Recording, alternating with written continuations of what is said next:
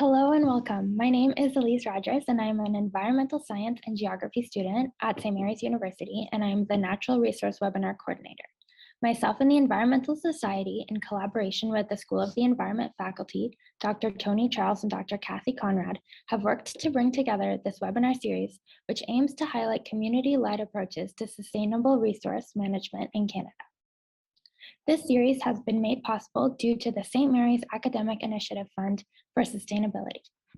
I would like to begin by acknowledging that we are in Mi'kmaq, the ancestral and unceded territory of the Mi'kmaq people, here in Halifax at St. Mary's University. We are all treaty people. Now, I'm very pleased to introduce our speaker for this second webinar, Dr. Brenda Parlee, who will discuss the concept of community-based watershed monitoring. Brenda Parlee is a settler scholar from Northern Ontario, Canada. She has a BA from the University of Guelph and an MES in Environmental Studies from the University of Waterloo. She went on to receive her PhD from the University of Manitoba in Natural Resources and Environmental Management in 2005. She is currently a professor in the Department of Resource Economics and Environmental Sociology in the Faculty of Agricultural, Life and Environmental Sciences at the University of Alberta.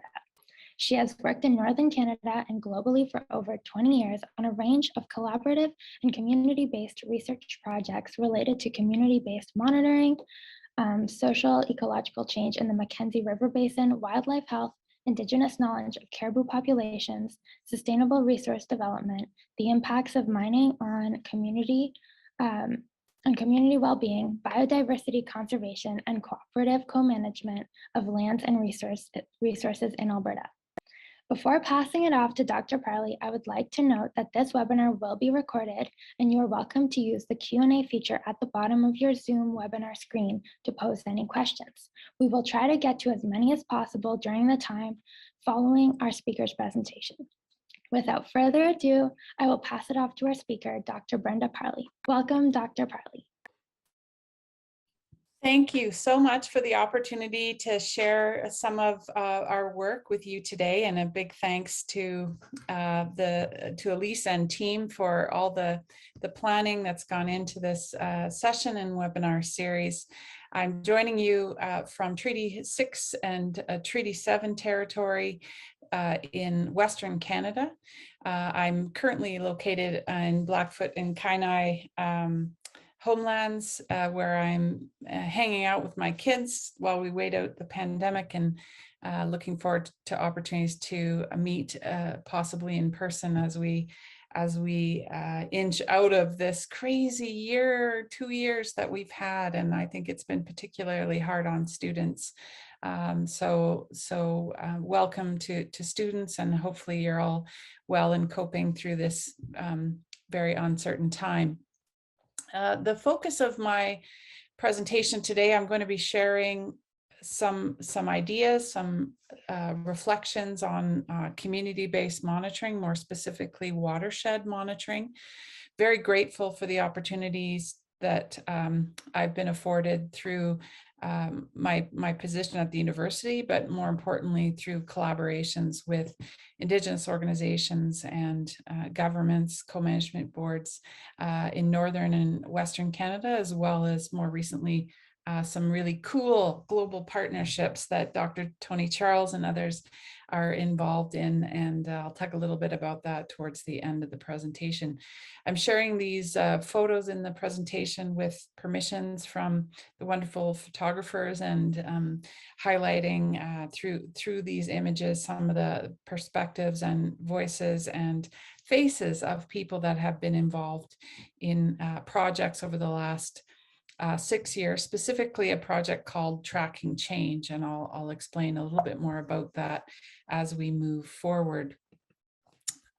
What the focal point of discussion is around community-based monitoring, which has become a bit of perhaps jargon from time to time. When we break that down, it's really about participatory processes of understanding change in ecosystems, change in key and valued resources such as freshwater fish populations, which have been in significant decline over the last half century century. Reports, for example, from the IPBES, or the Intergovernmental Platform on Biodiversity and Ecosystem Services, have highlighted the drastic decline in freshwater fisheries, a decline that's even much greater than migratory or marine or terrestrial species, which we see a lot of those images or issues highlighted, but the freshwater fisheries tend to be a little bit lost in the conversations about biodiversity decline. At the same time, participatory approaches to monitoring are growing in Canada and globally. There's some wonderful examples in Mi'kmaq territory, as well as in other parts of Eastern Canada. This upsurge in community-based monitoring, and also sometimes known as citizen science, is evident in numerous kinds of ecological contexts, but also different jurisdictions, and in response to numerous kinds of drivers of ecological uncertainty or change. And this process, this decentralization of monitoring that we've seen over the last several decades, has really been hailed as a positive trend, or celebrated as a really great opportunity to learn more from different peoples, different knowledge systems, different kinds of methods of studying and interpreting ecosystem. And so it's a great opportunity to really advance watershed management in ways that perhaps we haven't seen in previous decades in colonial kinds of governments and institutions. Monitoring in large watersheds, and I'm going to be highlighting the Tracking Change project a little bit more, but the focus there is the Mackenzie River Watershed, which is a massive watershed, as many of you may know, represents over 1/5 of Canada's land mass, which is a significant presents significant methodological and research challenges. And we see these issues replicated in or similarly in basins such as the Amazon and the Mekong in Southeast Asia, which is also where we had projects associated with tracking change. So the challenge with our project, when you think about community-based monitoring, it tends to be something perhaps that we think of as small in scale. Community is a very perhaps homogeneous community or very local context. So with this work that we're doing is much more challenging in the sense of we're looking at how community-based monitoring in different locations, 12 different jurisdictions, for example, in the Mackenzie, are knitted together. So in that sense, we're kind of pushing or confronting some issues of scale in the work that we're doing. We're also addressing a real issue of environmental justice. I sort of highlighted the challenge that we're facing in Canada and globally in terms of freshwater fisheries decline. But in the work that we're doing, we're also looking at the inequities around knowledge and power in watershed management. Whose voices are being heard, whose voices are not being heard in terms of decisions about watershed management, in terms of uses of water. For those of you familiar with a little bit of Alberta politics, you know that this is a huge issue for communities, First Nations like Mikisew Cree, Athabasca Chipewyan First Nation, who are downstream from oil sands. But this broader conversation about the value of Indigenous knowledge is one that's not unique to, certainly not unique to Alberta, not unique to watershed monitoring or management, but is something that we're dealing with right across the country, and very concerning are the evidence of colonial institutions such as residential schools and the significant impacts those have had on Indigenous peoples and continuing to have. And as Elise mentioned, we're all treaty people. How are we part of the conversation? How are we part of the problem, but also potentially the solutions as a non-Indigenous scholar? These are questions that I grapple with daily. And certainly these aren't unique to Canada. Right around the world, as evidenced by the United Nations Declaration on the Rights of Indigenous Peoples.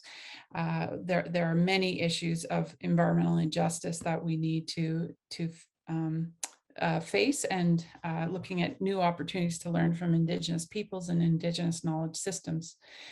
I'm going to be talking specifically about the work that we did in the Mackenzie River Basin. And I'm also going to be talking more specifically about the learnings that I've had over the last 10 plus years working with the Saulteaux Dene, the Inuvialuit Fisheries Joint Management Committee, the Mikisew Cree in Northern Alberta, numerous amazing elders and fishers who were very generous in sharing their knowledge through this project. And that knowledge we can define and describe as Indigenous knowledge. And there are numerous definitions depending on what kind of cultural context you're in. But broadly speaking, it is a knowledge system unique from science in its more holistic and integrated perspective, as well as the strong physical and spiritual connectedness that people have to the landscapes, resources around them. The Mackenzie River Basin is known by many different names. Mackenzie, of course, is a colonial name. Who was Mackenzie? He wasn't an Indigenous person. So if talking to our partners across the basin, we learn a great deal about the ecosystem through place names, and that starts with understanding the Mackenzie River Basin as Decho, Big River in Dene, or the South Slavey language, in Gwich'in, in Inuvialuit, and other Cree language as well. So it's an important starting point to recognize that we've understood the Mackenzie River Basin through this colonial lens. And it's also been one that has been very biophysical in nature. So if you look at the literature, you examine the literature, the academic literature, as well as government reports, etc. What do we know about the Mackenzie River Basin? What is in that written record that we can refer to? A lot of it is very biophysical and really there's a huge gap in Indigenous perspectives, Indigenous knowledge about the basin. So that was the basis for the development of this project in 2013. I think we started pulling it together. Gosh, I've lost track of time. What year is it? 2022. Yeah, we started working with the Traditional Knowledge Steering Committee in 2013. And the Traditional Knowledge Steering Committee is comprised of elders and Indigenous leaders from across the Mackenzie River Basin. We applied for some funding through a Tri-Council grant called the Shirk Partnership Grant, and that provided us with dollars to support Indigenous-led research around key themes that were identified by Indigenous leaders and partners, specifically questions like, can I drink the water? Can I eat the fish? What is the future of the Mackenzie? Where do my children, grandchildren fit within the governance of the watershed? So these were big questions that Indigenous organizations wanted answers to, but they didn't necessarily think that those answers were apparent in the scientific literature. As well, the questions that drove this research project were also social ecological in nature. So we looked at the ways in which people's experience of drinking water or questions of climate impact on fisheries were really social and ecological. So it wasn't just about water levels are declining. What are the meanings behind, what are the social, political, economic drivers behind declining water levels? And what are the social implications of, for example, fish being contaminated in some parts of the river basin? So we didn't try and sort of parse off, these are biophysical questions, these are fisheries biology questions, these are, economic questions, but look at the system as an integrated whole. Maybe Elise can signal me of how much time I have, because I tend to talk too much at the front end and little at the back end. In terms of the structure and the organization, quite an awesome team. The extent to which I can talk about this, I guess we can ask questions, answer questions later on, but some faces here at the bottom of the screen, fabulous friends and colleagues. Leon Andrew, Vice Chief Joe Tassani from the Prince Albert Grand Council, Cleo Reich from Fort McMurray First Nation, Vera Nicholson from Fort Nelson First Nation, as well as Lana Lowe, and a few others missing here that we didn't have photos of, but just a fabulous group of people. And because the basin is so large, and because of the approach that we took with the research, it was very bottom up. So a very kind of grassroots approach to research. So sometimes when you get university funding, it's very centralized and very top down. We aim to support local or community level institutions in doing their own research. So of the $2.3 million we received for the project, we aim to, or we rolled out much of that money to Indigenous led research projects, and didn't aim to override research that was already going on, or walk in with our very academic expertise hats on and say, gee, we know what we're doing, let us tell you how to do the research. Rather, we reversed that power dynamic in a way and said, what kind of research matters to you? How would you like to do that research? And how much funding do you need? So it was a really fun vibe as we got going, and we ended up with a small group of partners to start with that grew over time, and really exciting opportunities. The approach was to sort of ask Indigenous organizations, what kinds of research do you want to do? What would make sense to your organization? What are your knowledge needs? And this table, which comes from a paper that we just published, a co-authored publication that has, I think, 21 names on it, including the leads of all of the Indigenous-led projects. This is a summary of some of the key methodological approaches. There was a huge focus around harvest and harvest studies, people wanting to know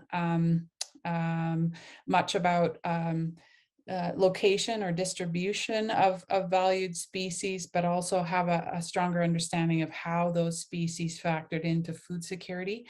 A number of other dimensions of the research focused on risk and risk perception, risk assessment, in terms of whether or not the fish were healthy to eat, whether it was safe to travel on rivers affected by climate change, whether that was in the summer on the Athabasca when the water levels were in significant decline, or whether that was in winter, for example, in the Gwich'in territory.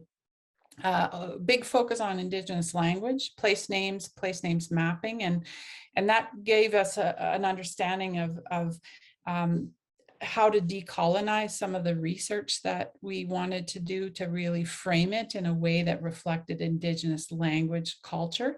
But place names are also super cool in how they can evidence change over time. So a lake that's called Trout Lake, for example, that is known to the community as Trout Lake or Whitefish Lake, to what extent, are there still whitefish in that lake, or what are some of the changes that people have? And so place names and the stories associated with place are wonderful chronicles of change over time. And I also a major focus on capacity and training, really fabulous young people and graduate students involved in the project, but also fabulous young people from high schools. We engaged with students at sort of the grade 10, grade 11 age in what we call the youth knowledge fair, and I'll talk a little bit more about that. As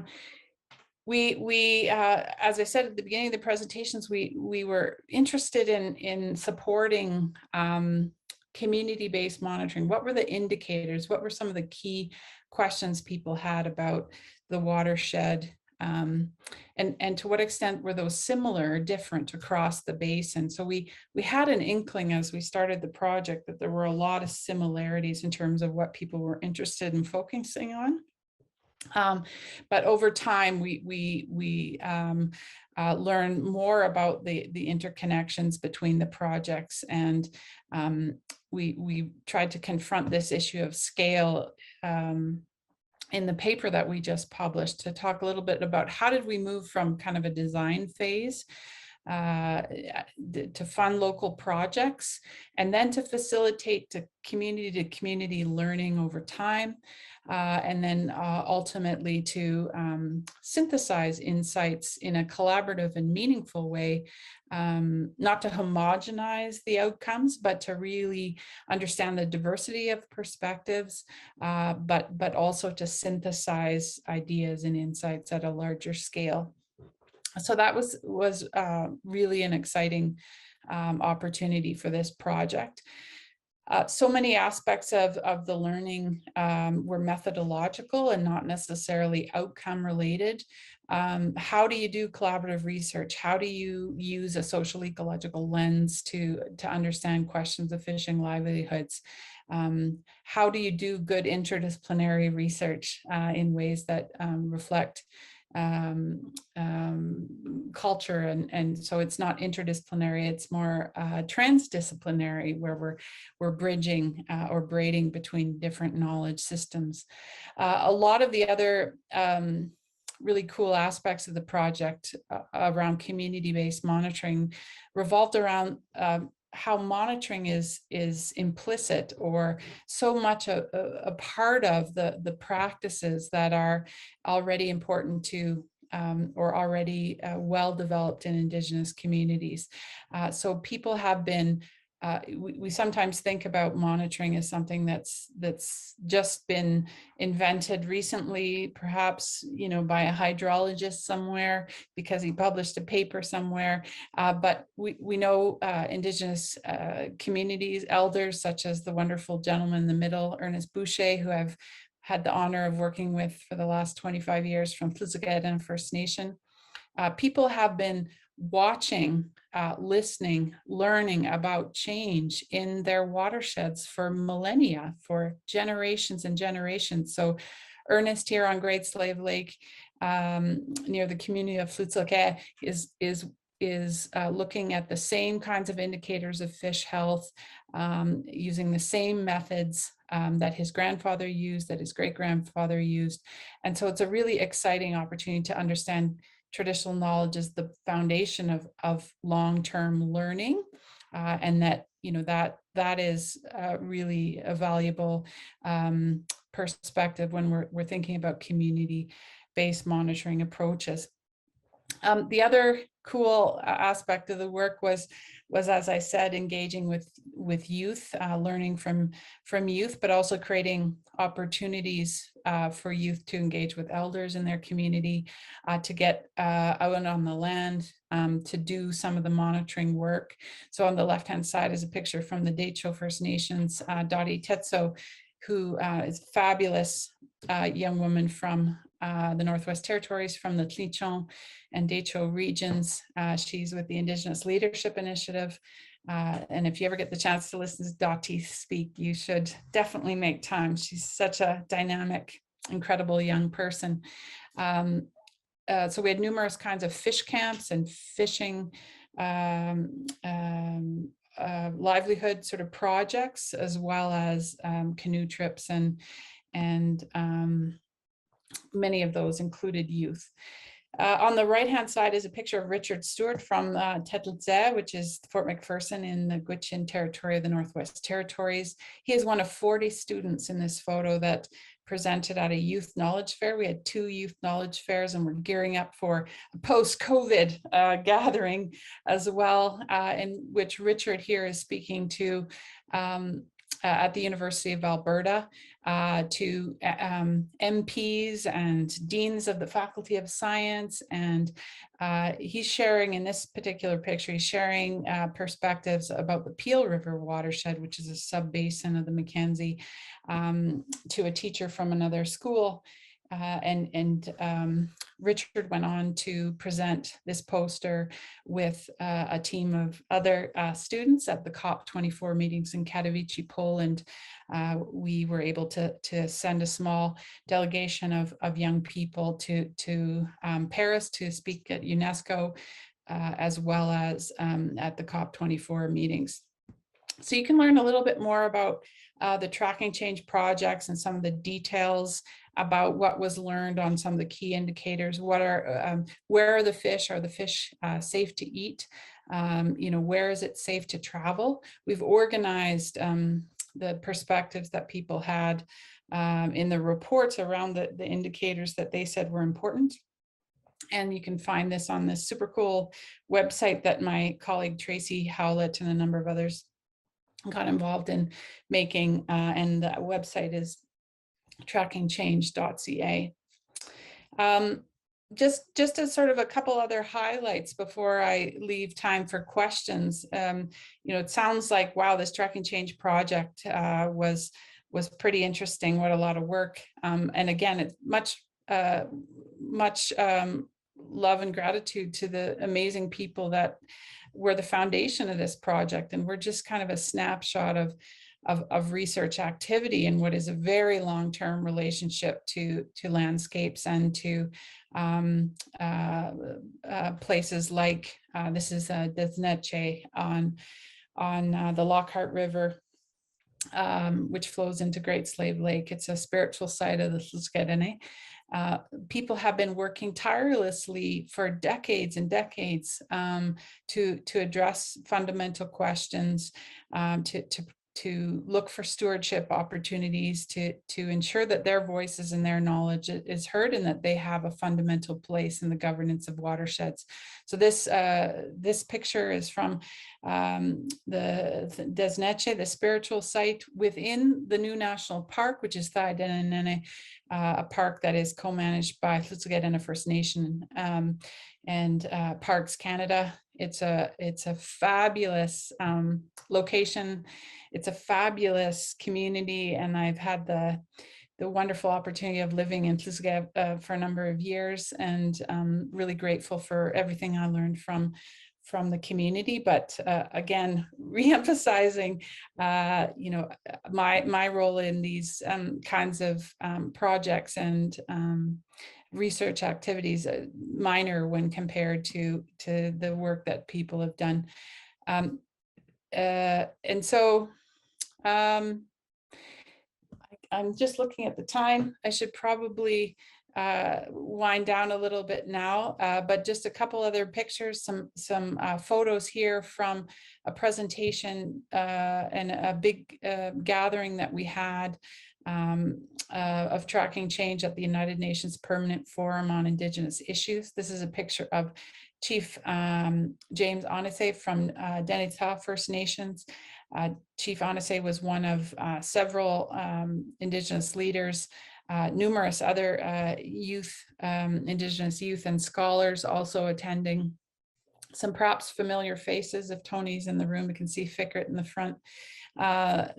Really exciting opportunity to speak to the United Nations about the importance of the Mackenzie River Basin to local cultures and livelihoods. If people are interested in the publication that I mentioned, we co-authored with the many amazing people from across the basin. You can find it here. It's a publication in the journal Sustainability entitled "One Size Does Not Fit All, a networked approach to community-based monitoring in large basins." So I'd like to thank all of the amazing people that were involved in the Tracking Change project. We're sort of in the final year of wrap up now. And what we started worrying about back in 2018-19 was that we were out of funding, and we had, as usually happens with these large projects, you just get going and then you're out of funding. So we looked for other opportunities to continue the research. And what we heard from the elders and leaders from the basin was it should be broader than just fish and water. We really like the opportunities that are provided to youth. We are very interested in questions of Indigenous health and well-being. So we applied for funding in 2018-19, started working on it anyway, with some fabulous people. Some of you may know the amazing Sherry Pictou, who's a Mi'kmaq leader from the region. She is a co-principal investigator of the project Aramat, which is, you can learn more at aramatproject.org. It's a 6-year project, which is global in scale. It's a massive undertaking. The fabulous Tony Charles is also involved in this project, and I'd be happy to learn or to share more. But if you're interested in learning more, please do reach out to Sherry, who's right in your backyard. And certainly Tony is very happy to share more details about that as well. So thank you so much for the time and the opportunity to share with you today.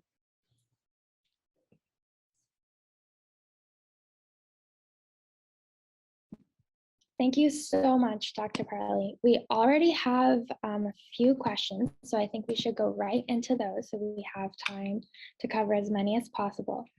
So the first one is, what is one of the biggest challenges that can be encountered when doing community-based environmental monitoring? Wow, good question. Is this a student asking this question? Yes, it is. I think one of the biggest challenges, I think, for students is, the expectations around community-based research, participatory research are huge. Sometimes I think we put too much pressure on graduate students who have very short time frames to carry out their research. And there's the ideals of participatory action research, Paulo Freire's work, and to the challenge of working in a decolonial space, trying to work towards reconciliation. These are huge tasks, and I think my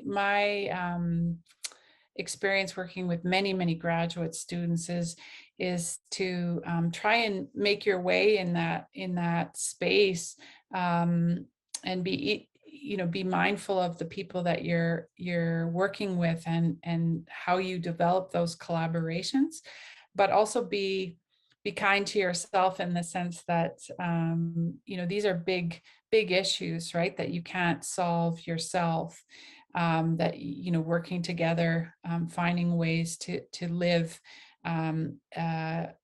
towards reconciliation is not something that you can achieve in the 6 weeks of field work you have, right? It's an ongoing relationship that we need to address in our everyday lives. And so I guess that would be my biggest reflection for students that are working in this space. And also, monitoring by its nature isn't a master student project. Monitoring is a long-term initiative, right? So it's 5 years, 10 years, 20 years, and a graduate student project is so small. So thinking about supporting, developing tools, finding ways to support community-based monitoring, and not necessarily, again, trying to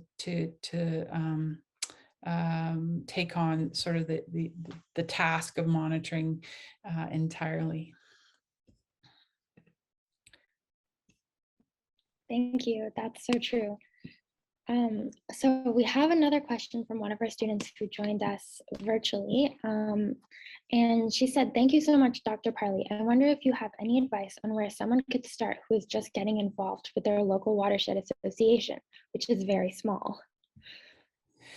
Wow. Well, I think the question of what are the needs, knowledge needs that people have, and you can address those questions, in terms of getting started, by helping out with a literature review, for example. People are worried about, the downstream impacts of a forestry operation.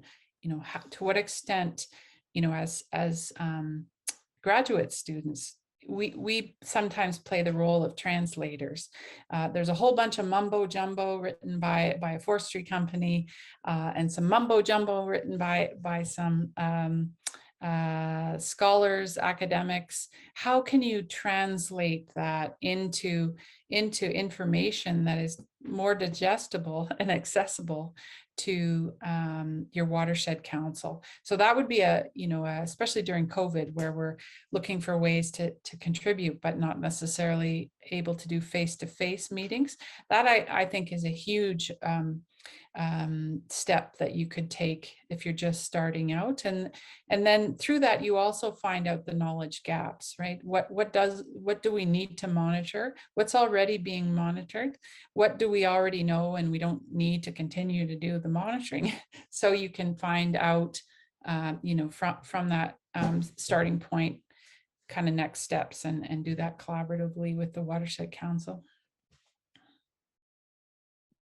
Thank you so much. That's really great advice. Another question is, in your opinion, is local and or traditional Indigenous knowledge becoming more respected in academia? I think it varies by institution, and as a non-Indigenous person, I wouldn't necessarily, I'm not the best person to ask that question to, if it's becoming more accepted. I do feel, though, after working in this space for the last 25 years, that the conversations that we're having now are still difficult, but at least we're having conversations. Whereas 25 years ago, Indigenous knowledge wasn't really on the radar of academic institutions. So if we're looking at whether it's the human research ethics boards that used to battle over why Indigenous people need to have their data back from projects. This seemed like a fundamental no-brainer, but we used to battle over those kinds of things 20 years ago, 10 years ago, even. It's much more accepted. The opportunities to learn from Indigenous knowledge and Indigenous peoples. I would say, though, that there's still a lot of issues of power and relationship building that again, we're maybe starting to have those conversations, and those perhaps are even more challenging than the question of how do we include traditional knowledge, say in an environmental assessment or in a watershed planning opportunity. So we can tick the box and say we talked to an Indigenous person, therefore we've included traditional knowledge, let's carry on status quo. That's really not the spirit of the work, is it? So what are those other opportunities for relationship building, ongoing learning, supporting self-determination of Indigenous people in these kinds of contexts? Thank you so much. Yeah, so maybe there's been a bit of progress, but there's still a long ways to go. This question is from an environmental organization, and they were wondering what would be a good place to start to make their work more community-centered. And you answered this a little bit, but maybe you could just outline it again for them. This is an environmental organization that does watershed governance. I guess I'm working a little bit with an organization here in Alberta that sort of has the same question. Depending on previous relationships, it can be really difficult to try and build those bridges where those watershed councils, for example, have had sort of a very colonial past, that they're a tool of non-Indigenous people. So they're looking at ways to engage in the work, perhaps having a board member attending and sitting at the table and saying, well, we've now have an Indigenous person, therefore we're integrating Indigenous knowledge. That might not be the easiest path forward, but looking at other ways that your organization perhaps can support questions of Indigenous livelihood, self-determination, and fishing practices. Certainly some really interesting questions on the East Coast that so many people across the country are looking to some of the decisions and practices that are happening in Nova Scotia. So yeah, I think it's relationship building, and that doesn't necessarily happen in a boardroom or by sending a few emails. It's about spending time on the land, or it's about getting together with people to just learn and listen. And I've done a lot of talking in this session, but my advice would be we non-Indigenous people need to do less talking and more listening, and that's often a good way forward. Thank you so much. That's really, really helpful. We have another question from one of our students who is watching this webinar live. And they said, thank you, Dr. Parlee. Would you mind providing further detail on a harvest study through the project when you were looking at species, distribution of valued species and food security? And what are some of those results? Good question. I just got back Friday from visiting Inuvik and the Gwich'in Renewable Resource Board and the Inuvialuit Fisheries Joint Management Committee and friends at the Inuvialuit Game Council. And the reason I'm bringing up those organizations is they are the gurus of have some of the most fabulous harvest data, and really did a lot of learning over the last 20-30 years about harvest studies. So have a look, and actually you'll find them in this paper that I cited in this presentation. You'll find examples of those, and I can send some to Elise as well. But in terms of the study, the harvest studies that were done specifically for this project, some of the work that was done focused on understanding climate change impacts on harvest. So to what extent are people catching less or more of a particular kind of species? That includes invasive species, specific salmon, which are not haven't historically been found in large numbers here, and so starting to see that more and more in the basin. So those kinds of questions about harvest, but also impacts on body condition, including concerns. For example, one of my graduate students did some wonderful work in Delaney with Maurice Nayeli and family there, and looking at how changes in climate were affecting the quality of fish and people being able to eat the fish or set their nets when temperatures are soaring. It really is impactful on how and where people set nets, but also how many fish they can bring in the summertime. So there's some really interesting questions there. So it wasn't just about, people are harvesting X number of species, although we did support work that around those kinds of general basic needs levels for, how much trout, how much whitefish is being harvested and consumed in the community. Doing that work, but more looking at these troublesome issues of invasive species, climate change impacts on harvest, as well as in southern part of the basin, the impacts of resource development, Lots of work being led by Mikisew Cree First Nation, Athabasca Chippewa First Nation, but also some fabulous work in British Columbia, in the Soto region, around some similar questions and the impacts of the Site C dam on expansion and the original WAC Bennett Dam on fishing livelihoods in relationship to the Peace River.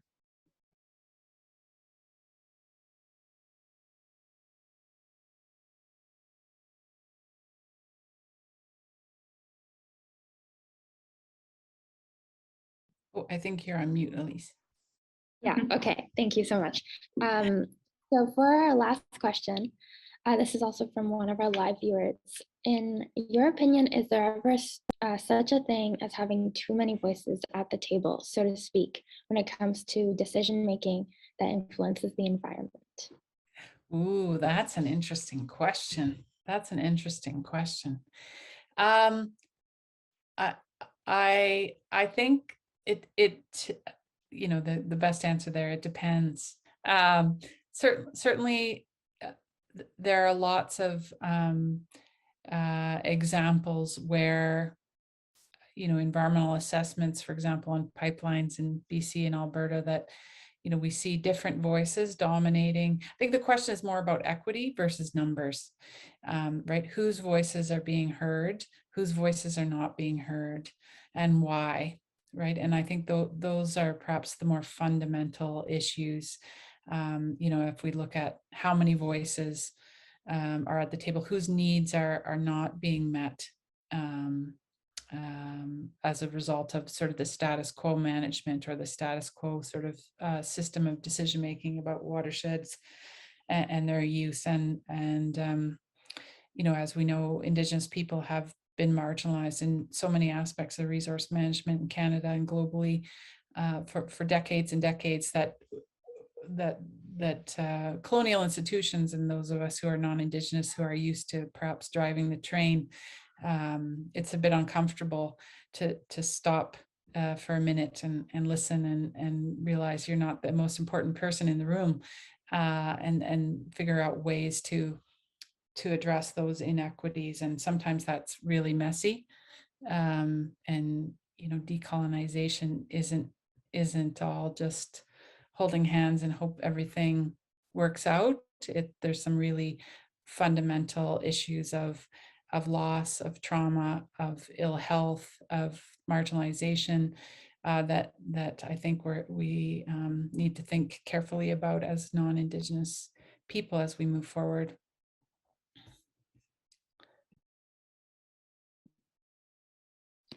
Okay, so I think that's all of our questions. And let me just double check. Yes, okay. Thank you so much, Dr. Parlee, for joining us tonight and for speaking for a second webinar. Thank you to everyone who attended this webinar on Zoom and live. We hope that you were able to gain an understanding of the various benefits of community-based watershed monitoring that was explained today. I'd also like to take this time to thank you, Dr. Parlee, again for educating us on the Tracking Change Project, which is a global assessment on biodiversity decline and a participatory and grassroots approach in citizen science within the ecological sector, as well as the importance of being part of the solution to bridge the gap in various knowledge systems and support Indigenous research and decentralized monitoring. It was really interesting, and we really appreciate your time. I would like to remind you that this webinar has been recorded and will be posted on the St. Mary's School of the Environment website in the near future in case you would like to watch it again or share this presentation with others. I would also like to acknowledge that we might not have had the time to answer anybody's question. If we missed anybody, we extend our apologies. Have a nice evening. Thank you.